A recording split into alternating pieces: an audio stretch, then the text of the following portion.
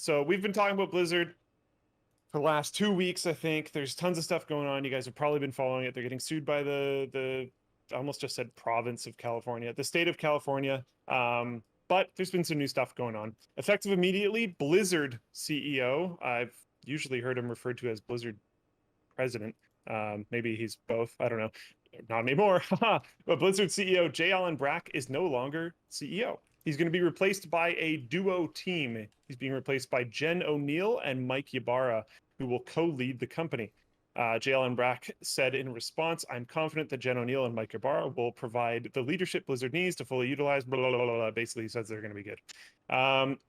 J. Allen Brack has been a part of Blizzard for a very long time. He joined Blizzard in 2005 to work on World of Warcraft as a producer. By 2008, he was the production director for WoW. By 2014, he was executive producer and vice president of WoW. And in late 2018, he replaced Mike Morhaime as president of Blizzard Entertainment. Yeah, I thought he was just president. Maybe it's both. I don't know. Yeah, I'm going to skip over some of the details about, like, yeah, this is on the heels of what we've been talking about for the last few weeks. If you're interested, feel free to look it up. There's a lot of details online.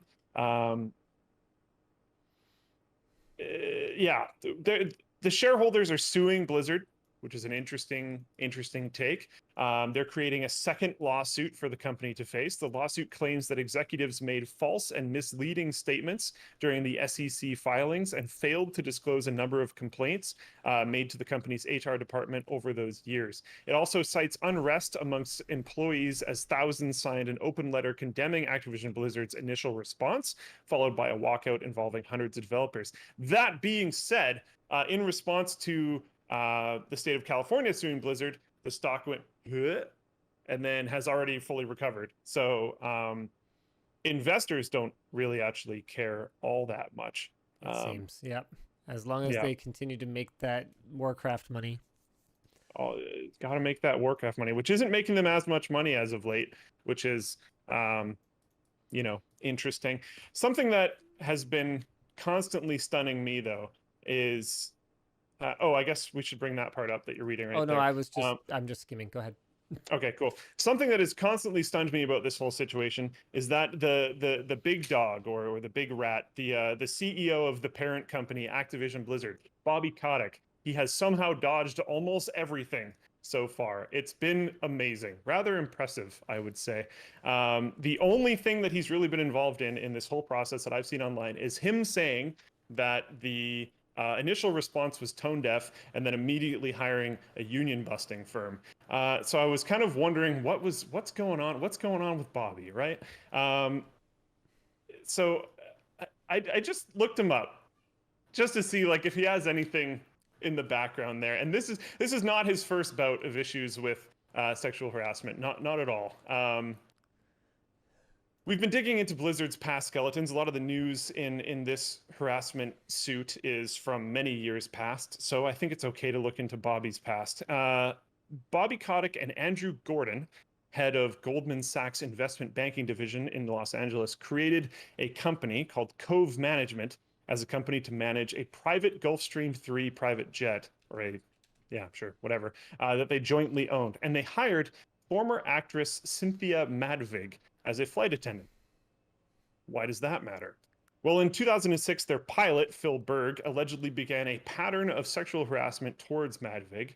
She reported this to Gordon, the Goldman Sachs guy, who completely ignored her complaints. And then shortly afterwards, after she had filed these complaints for sexual harassment, Kotick just fired her. This began a 3-year-long legal dance in which Kotick said directly that he would not be extorted and that he would ruin the plaintiff and her attorney and see to it that Miss Madvig would never work again. This was in response to his first set of attorneys advising him to settle for $200K. After cycling through a few different sets of attorneys, he ended up doing just that, settling with Madvig in April 2008, paying $200,000, plus Madvig's legal fees of $475,000, in addition to settling in court, because he tried to underpay them with his attorneys, for over $1.4 million, which, is all well and good, because during the Madvig case, he stated that he was worth $500 million, and he didn't mind spending some of it on attorney's fees. But that's okay because he makes well over $30 million a year just from Activision Blizzard. Has a lot of other side ventures going on, and in 2016 made somewhere around $200 million in the form of a one-time bonus. So who really cares about sexual harassment when you're rich? Because you can just pay it off. Yeah. I heard you can just grab them by. Yeah. Yeah, Yeah. it's easy. If you got enough money, you just make the problem go away. Why is that? Why, like, what?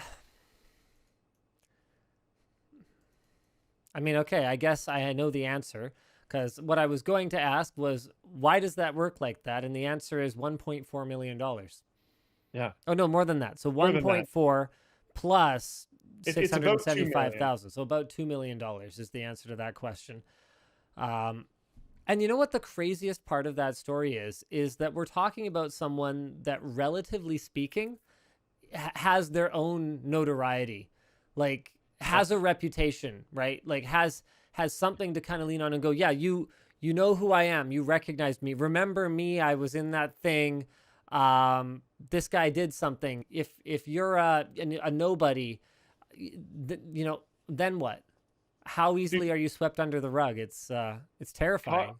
Kotick has been kind of a treasure trove of amazing quotes, and I wasn't surprised I found those amazing quotes when I dove down that story too, because in the past he said some pretty wild things. He's been really open about moving his games to an annualized structure so that they can be properly exploited. Like he said that literally.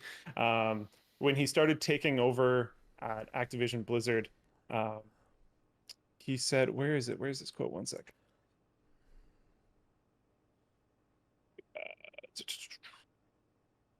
The goal that I had in bringing a lot of the packaged goods folks into Activision about 10 years ago was to take all of the fun out of making video games.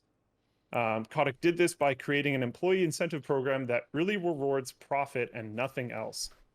He continued his blah, blah, blah, blah rant by saying he wanted to instill skepticism, pessimism, and fear in his company as motivation for making games in the midst of a recession. He said, "We are very good at keeping people focused on the deep depression." Epic. Okay, neat. Sweet. Yeah, he's really cool. He's super cool. All right, buy more Blizzard games.